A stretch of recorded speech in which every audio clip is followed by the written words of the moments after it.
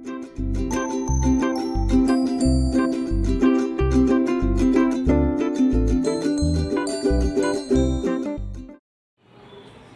Everybody, welcome to our channel study point. आज के আমরা থার্মোডাইনামিক্সের রিভার্সিবল এডিয়াবেটিক প্রসেস নিয়ে আলোচনা করব। তো রিভার্সিবল এডিয়াবেটিক প্রসেস আরেকটা নাম আছে আইসেন্ট্রপিক প্রসেস, বাংলায় একে বলে রুদ্ধতাপ প্রক্রিয়া। এই রুদ্ধতাপ প্রক্রিয়া কি তাহলে?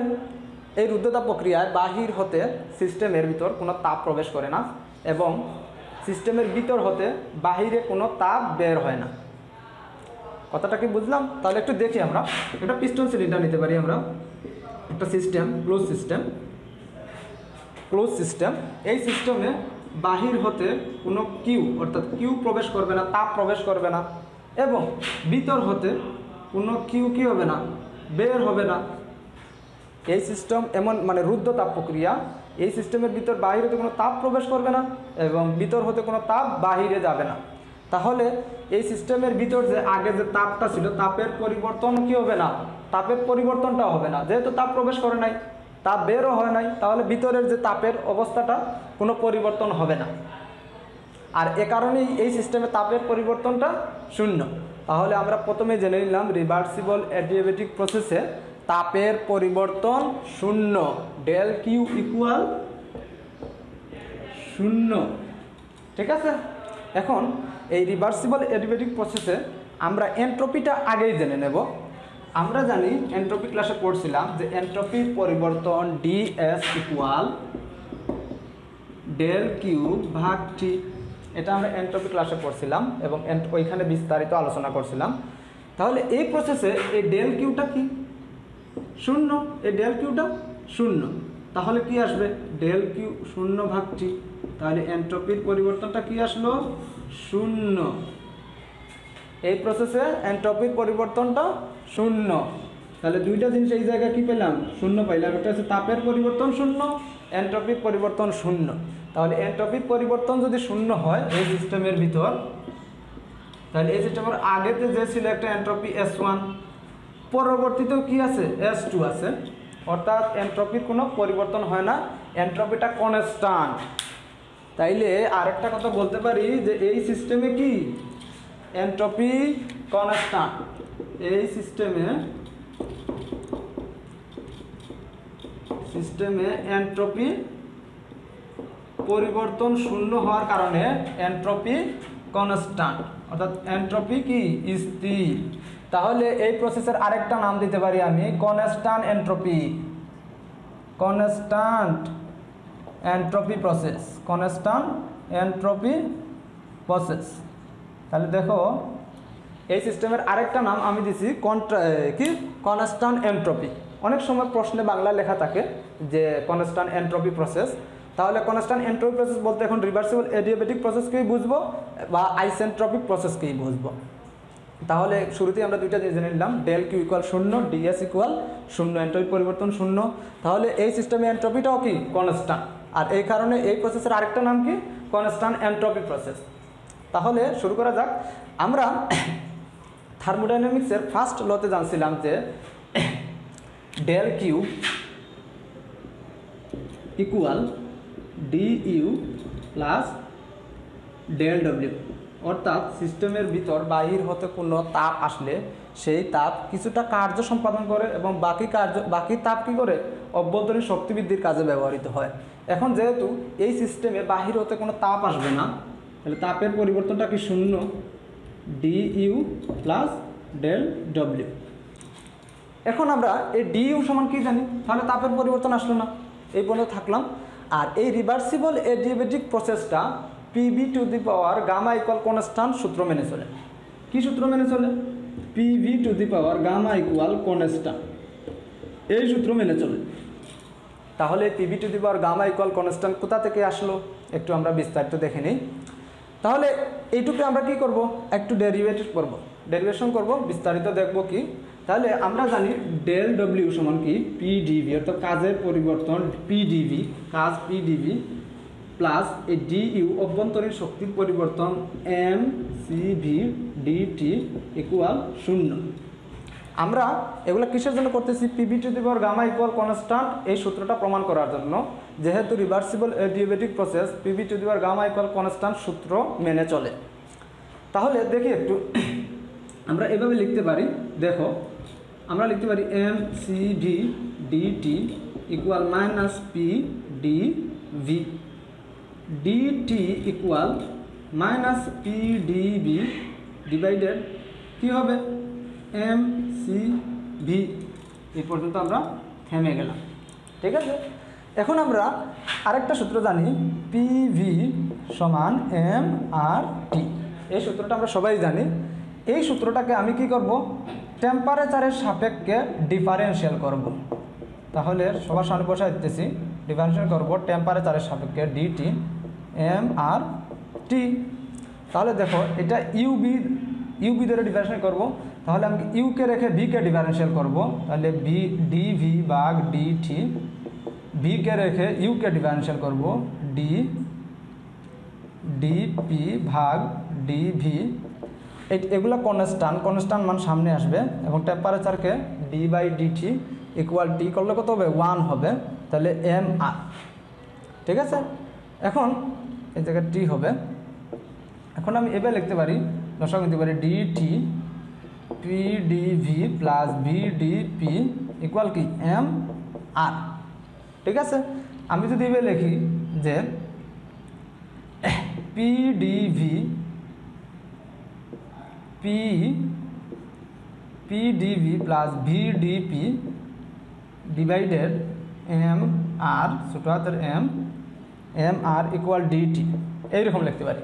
দেখো তো এই ডিটি আর এই ডিটি যদি আমি সমান করে বসাই, তাহলে এই ডিটির মানটা এই জায়গায় বসাই কী হবে বলো তো একটু, এইরকম হবে না? আমি যদি বসাই এই ডিটির মানটা বসাই তাহলে এইরকম হবে মাইনাস পি ডিভি ভাগ এম সি ভি ইকুয়াল, এই ডিটির মানটা বসাইতেছি P DV plus V dp divided M R, ঠিক আছে। তাহলে দেখো এই এম কাটা যায়, ঠিক আছে। এখন তাহলে এই পাশে কী থাকলো, এটা কিন্তু মাইনাস, এই যে এই মাইনাসটা বসেছি এই জায়গায়। এখন আমি কী করবো দেখো, এই R divided C V equal P DV plus V dp, এই যে মাইনাস পি ডিভি, ঠিক আছে। এখন এই আর সমান আমি কি লিখতে পারি, সিপি মাইনাস সিবি, জানি আমরা সবাই সিপি মাইনাস সিবি, নিচে আছে কি সিভি, আর এখানে কি হবে এই P dV minus P DV plus V dP, তাহলে এখানেও মাইনাস হবে, এখানেও মাইনাস হবে। তাহলে দেখো কি হয়েছে, আমি একটু এই জায়গায় লিখতেছি, দেখো এইটুক সমান কি হবে, দেখো সিপি ভাগ সিবি মাইনাস সিবি, আর এটুক সমান কি হবে -1 minus B dP divided P dV, ঠিক আছে। এখন এই সিপি ভাগ সিবি সমান আমি কি লিখতে পারি, গামা লিখতে পারি। সিপি ভাগ সিবি সমান গামা লিখতে পারি, সিবি বাই সিবি -1, ঠিক আছে, সমান সমান -1 minus V dP P dV, ঠিক আছে।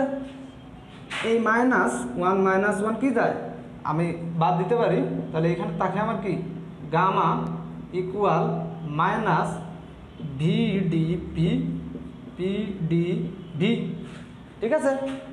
এই পর্যন্ত আসার পর আমি কি করব, এই ডিভিকে এই পাশে নিব, এগুলো গুণ করে দিব, একটু দেখো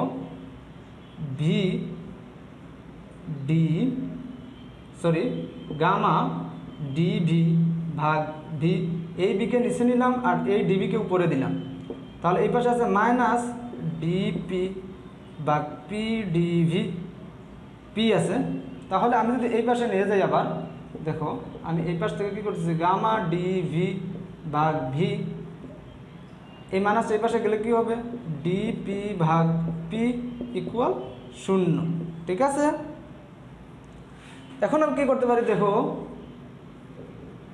এই গামা আমি দুই পাশে কি করতে পারি, ইন্টিগ্রেশন করতে পারি। আমি উভয় পাশে কি করলাম, ইন্টিগ্রেশন করে দিলাম। তাহলে গামা কনস্ট্যান্ট মান এই ডিবি ভাগ ভির ইন্টিগ্রেশন করলে হবে লন ভি, কি হবে লন ভি, এটুকু ইন্টিগ্রেশন করলে হবে লন পি, আর শূন্যকে মানে শূন্য মানকে ইন্টিগ্রেশন করলে কনস্ট্যান্ট হয়, একটা সি আসে আমরা জানি। আচ্ছা দেখো তো লনের সামনে কোনো কিছু থাকলে কি হয়, ln V to the power gamma ln P equal constant. আচ্ছা আরেকটা জিনিস জানি, যখন লন থাকে তখন যোগ থাকলে কি হয়, গুণ হয়। আমি এইভাবে লিখতে পারি ln P V to the power gamma equal কি কনস্ট্যান্ট। ঠিক আছে, এখন আমি যদি এই লনকে এই পাশে পাঠিয়ে দিই তাহলে কি হবে, P V to the power gamma C ভাগ লন। তাহলে আমরা কনস্ট্যান্ট মানটা কি লন দ্বারা ভাগ করব, অ্যান্টিলন হবে। এই অ্যান্টিলনের মানটাও কি আসবে, কনস্ট্যান্ট আসবে। তাই এই সূত্র থেকে আমি বলতে পারি P V to the power gamma equal constant. তাহলে কোনটা থেকে নিয়ে আসতে বুঝতে পারছো? তাহলে আমি একটা কি এই সূত্রটা প্রমাণ জানলাম যে এই রিভার্সিবল অ্যাডিবেটিক প্রসেসটা PV to the power gamma equal constant সূত্র মেনে চলে। তাহলে আমি আরেকটা সূত্র পেলাম কি, PV to the power gamma equal constant. এভাবে লিখতে পারবো P1 V1 to the power gamma equal constant, P2 V2 to the power gamma equal constant, এইরকম অনেকগুলো লিখতে পারবো। তাহলে এই প্রমাণটা অনেক ভালো করে শিখবো আমরা, অত্যন্ত গুরুত্বপূর্ণ এই প্রমাণটা। আচ্ছা এখন আমরা দেখব, দেখো মুছে দিলাম আমি।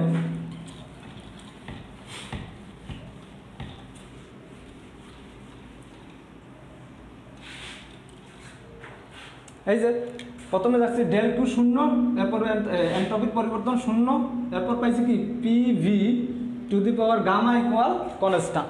তাইলে আমি অনেকগুলো এভাবে লিখতে পারি P1 V1 gamma, P2 V2 gamma equal constant, এরকম অনেকগুলো লিখতে পারি আমি।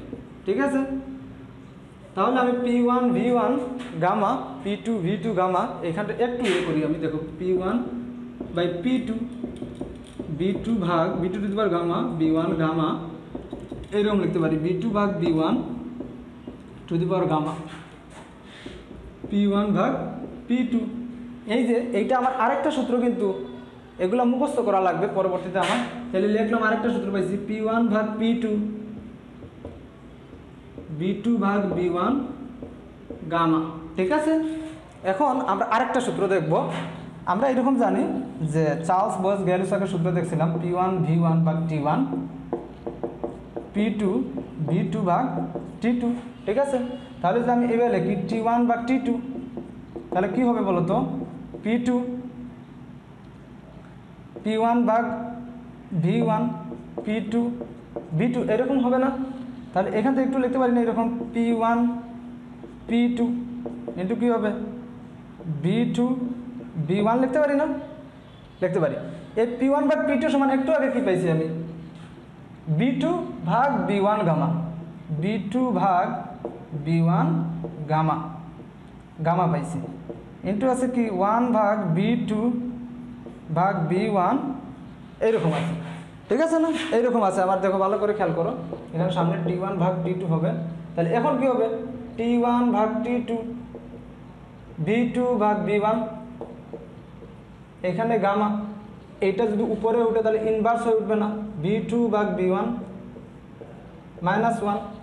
তাহলে এই লাইন থেকে আমরা কি লিখতে পারি T1 ভাগ T2,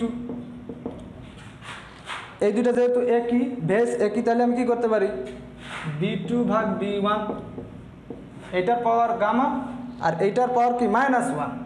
তাহলে আরেকটা সূত্র কি পাইলাম T1 ভাগ T2 B2 ভাগ B1 গামা মাইনাস 1। তাহলে আরেকটা সূত্র পাইলাম T1 ভাগ T2 B2 ভাগ B1 গামা মাইনাস 1। ঠিক আছে, আরেকটা সূত্র পাইছি, দেখো এবার খেয়াল করে। এখন এই লাইন থেকে আমি আরেকটা সূত্র লিখতে পারবো, দেখো আমি এই লাইন থেকে আরেকটা সূত্র লিখব, খেয়াল করো একটু সবাই। আমি এই লাইন থেকে কি করব, আমি এই পর্যন্ত মুছে দিই।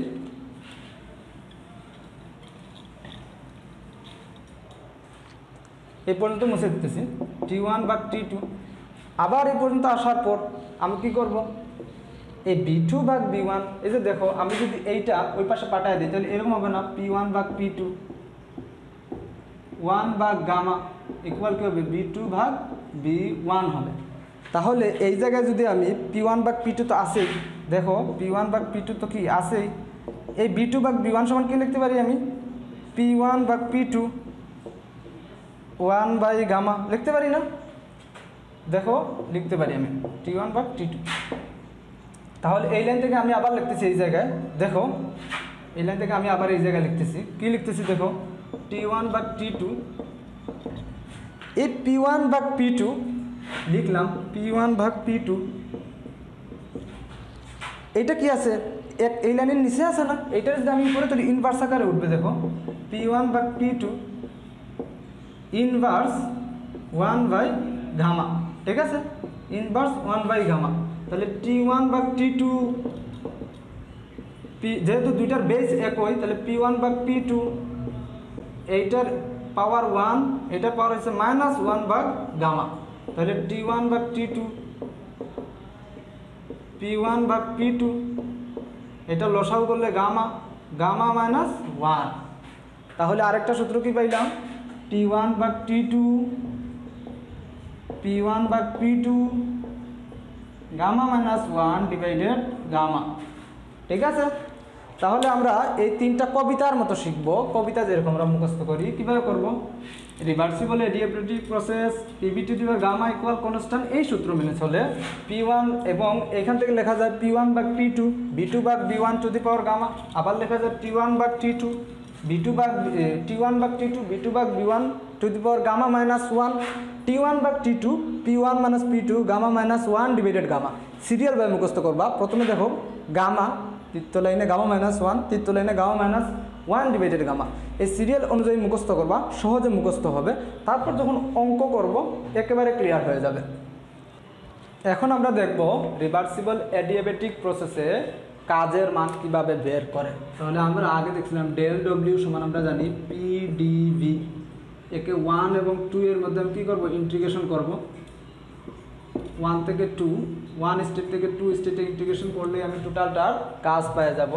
ডেল ডব্লিউ সমান কী লেখা যায়, W1 থেকে 2। এখন এখানে আবার কি লেখা যায় একটু দেখো, PV gamma equal P1 B1 gamma, এরকম লেখা যায়। তাহলে P ইকুয়াল কি হবে, P1 B1 gamma divided V to the power gamma.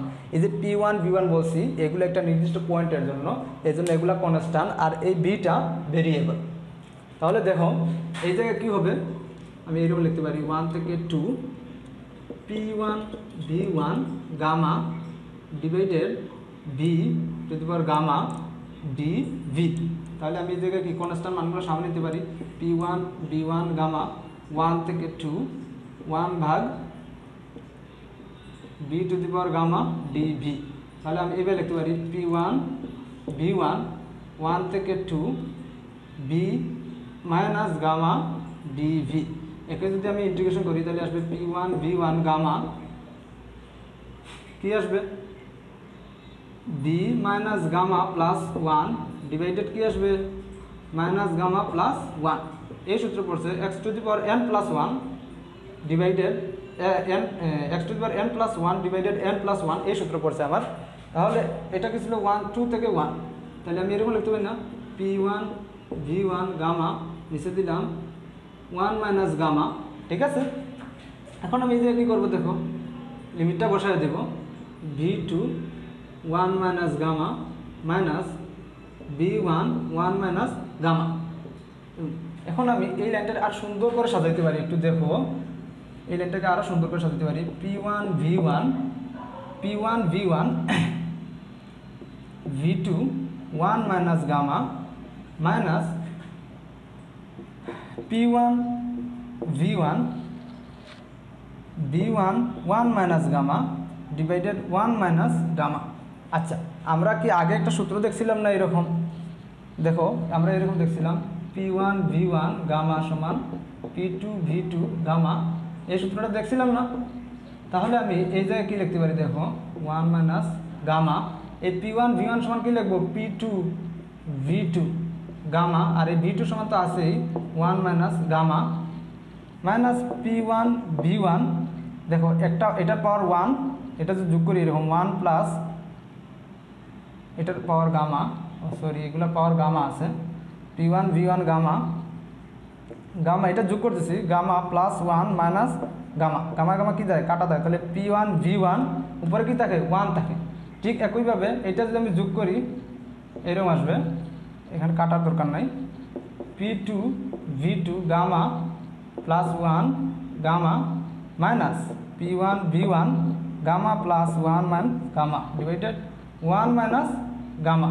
তাহলে এখানে কি আসলো দেখো একটু, দেখো এটা কাটা যায়, তার মানে P2 V2 minus P1 V1 divided 1 minus gamma.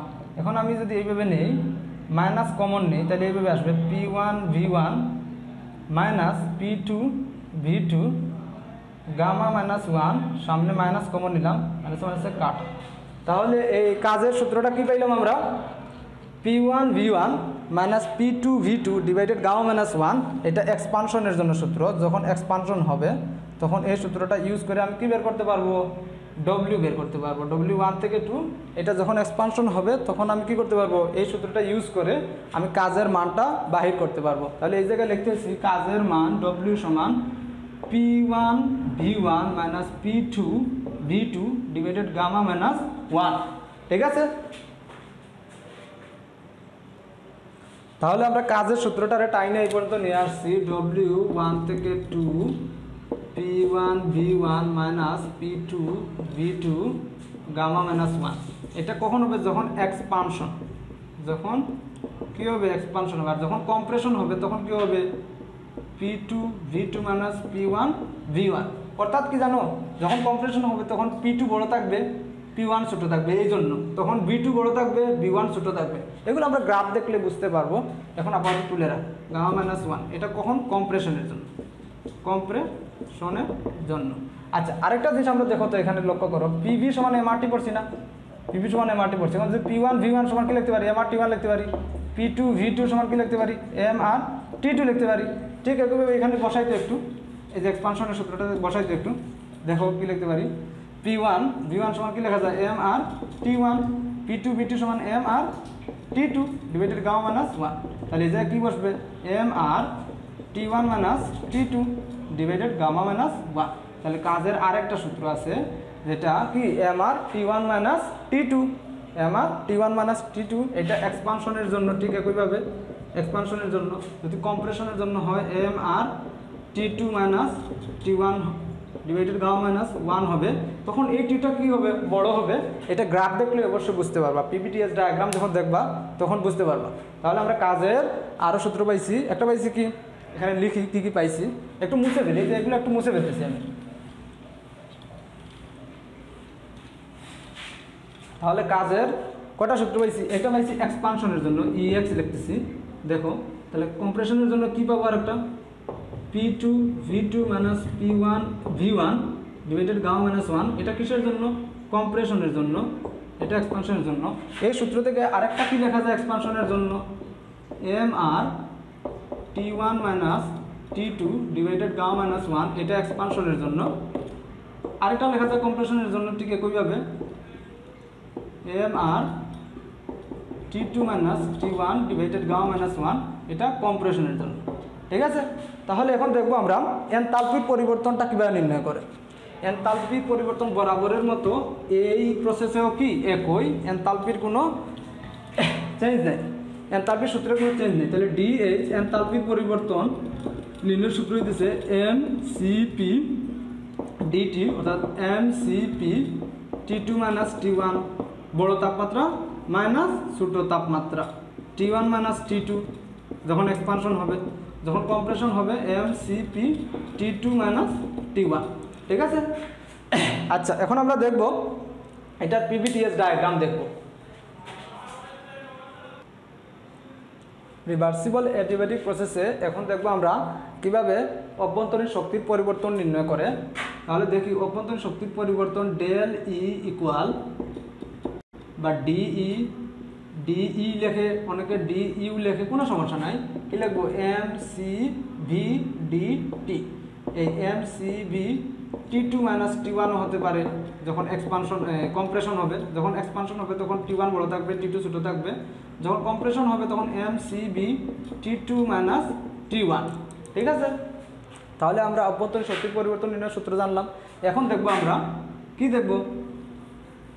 এখন দেখবো আমরা এনথালপির পরিবর্তন DH ইকুয়াল কি বরাবরের মতো এইটাও কি mcp/dt mcp/T1 মাইনাস T2 যখন হবে এক্সপানশন mcp/T2 মাইনাস T1 যখন হবে কম্প্রেশন। এগুলা সব সূত্রের জন্য কি সমান ছিল, যে কোনো প্রসেসের জন্য সমান ছিল। আচ্ছা, এখন আমরা দেখব কনস্ট্যান্ট এইটার পিভিটিএস ডায়াগ্রাম দেখব একটু। দেখো সবাই দেখো, আমি এখানে লিখে দিতেছি, এটা অত্যন্ত সহজ। পিভিটিএস ডায়াগ্রামটা একেবারে সহজ। এই রিভার্সিবল এডিওটিক প্রসেসটা PV to the power gamma equal constant সূত্র মেনে চলে, অর্থাৎ পি কনস্ট্যান্ট ভাগ V to the power gamma, V to the power gamma. অর্থাৎ কি এখান থেকে কী দেখতে পেতেছি? যদি বি বাড়ে পি কমবে, পি বাড়লে বি কমবে। তাহলে এই যে পিভিটিএস ডায়াগ্রাম অঙ্কন করতেছি, দেখো আগেই আমরা জানি কি এটা পি ভি ডায়াগ্রাম, এদিকে ভি বাড়বে, এদিকে পি বাড়বে, এদিকে টেম্পারেচার আর এদিকে এন্ট্রপি। আচ্ছা, এখন আমরা এইরকম একটা পয়েন্টে ধরে নিলাম কি আছে, আমাদের প্রেশার আছে। এখন আস্তে আস্তে ভলিউম বাড়াইতেছি, তাহলে কি হবে? প্রেশার কমবে। আর দুইটা জিনিস যখন একই সাথে কমে তখন কার্বাকারে কমবে। এটা 1 পয়েন্ট, এটা 2 পয়েন্ট। ঠিক আছে, তাহলে এখানে একটা আমি দেখো পিস্টন সিলিন্ডার রাখতেছি।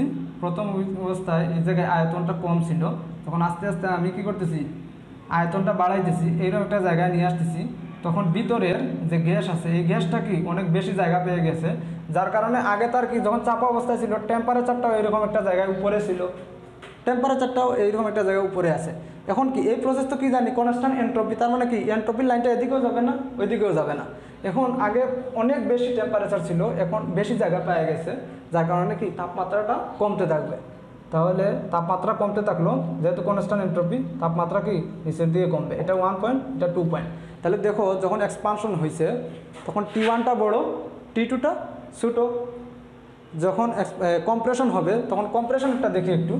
ঠিক, এটা এক্সপানশনের জন্য, এটা এক্সপানশনের জন্য। এখন আমরা দেখতেছি কম্প্রেশনের জন্য। দেখো যখন কম্প্রেশন হবে তার মানে কি আদি অবস্থাটা কি ছিল? একটু বর্ধিত ছিল, এইখানে ছিল। এখান থেকে আমি ধাক্কা দিয়ে এই জায়গায় নিয়ে আসতেছি।